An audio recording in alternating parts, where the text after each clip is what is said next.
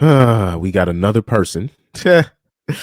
Oh man. So they say the singer and songwriter The Dream accused of the R word in sexual battery by former protege, and her name is Shanaz Mangro. Okay. Let's look at the description here via the shade room. Yikes. Um, However, they say, let me start here because people, if you don't know the dream is a very very we're talking about mainstream popular singer, but very mainstream songwriter. He's written a lot of he's written a lot of women's hits. We talking about Beyonce, Rihanna, like very powerful people. He has written for Jay-Z, worked with Kanye West. He's worked with a lot, like I'm talking about the A-list music artists. You know, the Dream has probably written, produced, he's had hits himself, especially in the 2010s and the late 2000s. He had a couple hits, you know what I mean, but very influential songwriter, musician, producer, you know what I mean. It's won Grammy, won Grammys, all that, all that. Very well established in the industry. So they say, however, a recent lawsuit has received exposure as the songwriter is being accused of both R word and sexual battery by a former protege, according to the reports and documents obtained by the New York Times. Shanaz Mangro states in her suit that the Dream used promises of a bright career to entangle her in abusive changes. I swear, anytime 304s use the word abuse, it don't even mean nothing anymore. It's almost like when people, even like when black people say something racist happened to them, it doesn't even mean nothing anymore because it's just so overused. And then when you actually start looking into it, you're like, nothing happened here. So right here it says the abuse consisted of forcing Miss Mangro to have sex, strangling her, and threatening to release explicit content of the two engaging in intimate. You see this? Hold on, right here. So she's leaving shit out. Now, I don't doubt that during sex, you were getting choked during sex. I don't doubt that. This is something that women will ask for. But so she what she did there, and then she's talking about threatening to release explicit content of the two. Nah, so I'm pretty sure. So right here, so oh man. So when it says in threatening to release explicit content of the two engaging in intimate encounters, nah, this is I'm pretty sure what happened here. First of all, I'm pretty sure that didn't happen. But in the context of this, say we'll go by what is written. What really most likely happened was you guys had tapes of each other, right? Like you guys y'all made your own sex tapes and whatnot, right? Because y'all were consensually sexually involved with each other. You were consensually sexually involved with each other, and you guys made some movies. Like I said, I've you'll be messing with a fuck buddy and she'll be like, why don't we make a video of each other? And I'll just be like, no. I'll say that. I'll just be like, no. Because then what happens is, so right here, we'll go by what it says. You guys would make a movie, and then y'all would get into a fight, and then shit will get said, and then you probably be like, man, I got these tapes.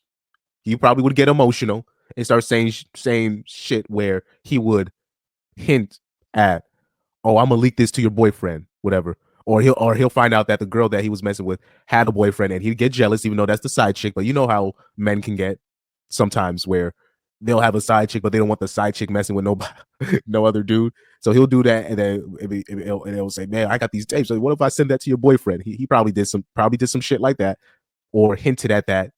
Now I'm gonna lean towards that's probably a lie, but but what happened is there's definitely, they probably did make a couple sex tapes or two with each other, because that's what sexually intimate people do. A lot of them, I would say most. Like any man with a girlfriend right now, it'll break your heart if you actually look through your girl's phone, because she's not, women don't delete their tapes. Women don't delete their tapes. They don't. And I'm gonna just leave it at that. I would just leave it at that. Anyways, although driving, it says, I'm continuing, it says, although driving the industry with big name hits, the suit filed against him by Miss Mangro in the Los Angeles the Los Angeles District Court reflects otherwise of the dream. The court documents include details of manipulation, R word, physical abuse, and the dangling promise of fame and success, and blah blah blah. Stop it, man. Oh Lord. Somebody said this is a year of NDAs expiring. Well, it's not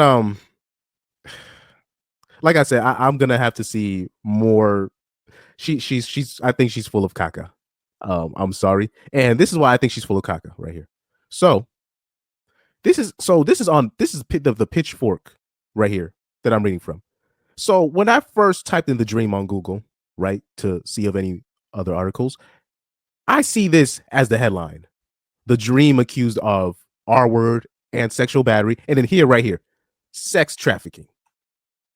Now, I didn't see sex trafficking as a part of the thing, but they just added, if they just added that on, I'm like, oh, this is a BS. This is clearly BS. You know, this is BS. Because I told you they were gonna add sex trap. They're gonna say watch this. It's literally gonna be like you ordered an Uber for a girl to come over. They're gonna say that's sex trafficking. Like it don't even mean nothing no more. It don't even mean nothing no more. Somebody said the biggest downfall of successful black men is mismanaging their private parts. Never sleep with someone you're working with. Get your money and settle down with one woman. Hope Shawty was a 10. No, I'll say this. I don't like that last if I says get your money and settle down with one woman now. That's first of all, that's just impossible. If you're a man of status, you're not gonna be with one woman. That's just it's impossible. It's impossible. It's impossible. You're not gonna be with one woman if you're a man with status. You're not. So but I'll say this. You don't sleep with women you're working with. That I wish I could. This right here. Don't sleep with the women you're working with, bro. I do music. You'll meet women sometimes that you'll work with them. Don't sleep with the women that you're working with. I'm telling you guys, it can only, and it rarely ends well. It rarely ends well. But like I said, it's hold on. Is that who I think it is? Hold on for a second. Is that who I think it is?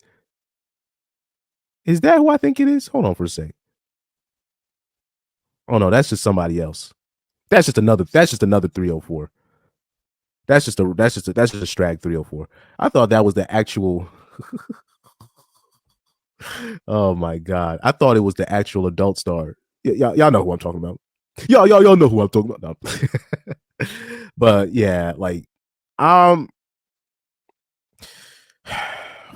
You know what? I'll do some background on her. We'll do some background on her. We'll do some recon. Mangro says that she met the dream in 2014 when she was 23 years old, coming to the United States from her native Netherlands and hoping to land her big break as a singer and a songwriter. Oh, so in other words, she was like, she already knew what she was like. This is an international 304, basically. That she was just like, okay, I'm a link with this ninja. I'm a fuck with this guy and see if I can get my way up from there. That's clearly it looks like. That's what it looks like from here. And it didn't work out. Oh man, blah blah blah. They said he's a controlling figure who uses fame and connections with Beyonce, Rihanna, Jay-Z, and others to manipulate Mangro. No. She was trying to use him to get to them, but she lost in that game. Somebody said for a new artist. So she says here, for a new artist, the thought of becoming the next Beyonce or Rihanna was obviously intoxicating, and Miss Mangro was willing to work as hard as. Really, what they really should reword that sentence to, and Miss Mangro was willing to suck as much salami as possible to make her recording dreams come true. Here we go. So right here, let's read this paragraph in the Pitchfork. Mangro claims that she went to Los Angeles in February 2015 to, sorry, I lost my spot here. I lost my spot. In February 2015 to record her debut album. During their first night at the recording studio, The Dream, quote unquote, pressured her to drink alcohol and smoke marijuana in excessive quantities and also pressured her to have sex with him. She alleges. He assured her that sex with him was part of the process, and he could only write hit songs for her if she agreed to let him know everything about her. The lawsuit claims. The Dream allegedly brought Mangro to a bedroom and had sex with her. The producer left Mangro in the bedroom and returned intermittently to continue having sex with her, the lawsuit claims. She returned to her hotel confused, but tried to remain grateful and hopeful for what she believed was her big break. Throughout her time in Los Angeles, if Miss Mangro and Dream were in the studio at the same time, he expected her to be available to have sex with him whenever he demanded it. So hold on for a second. Let me see. Jesus Christ.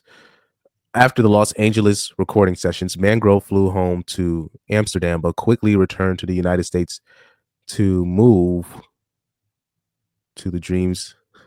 So after these supposed encounters, these unwanted encounters, right? You decide to move to this ninja hometown.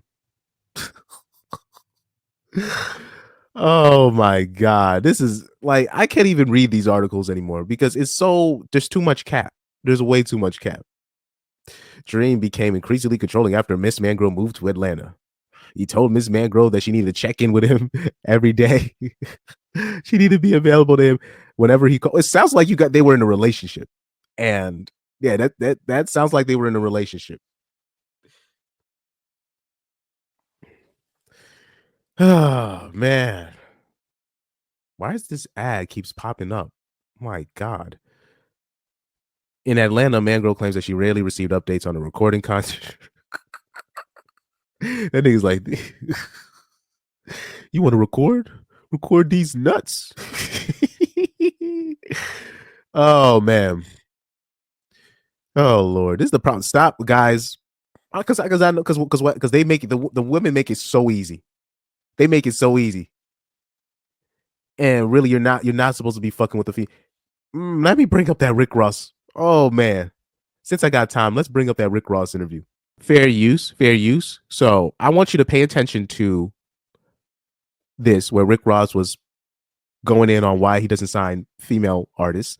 And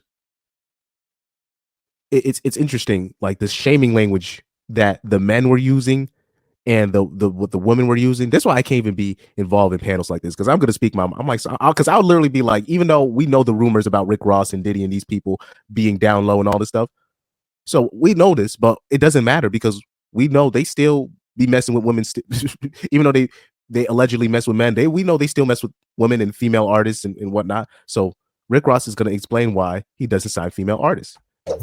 Apparently, and pay attention to the shaming language. Female use. I mean, fair use, I meant.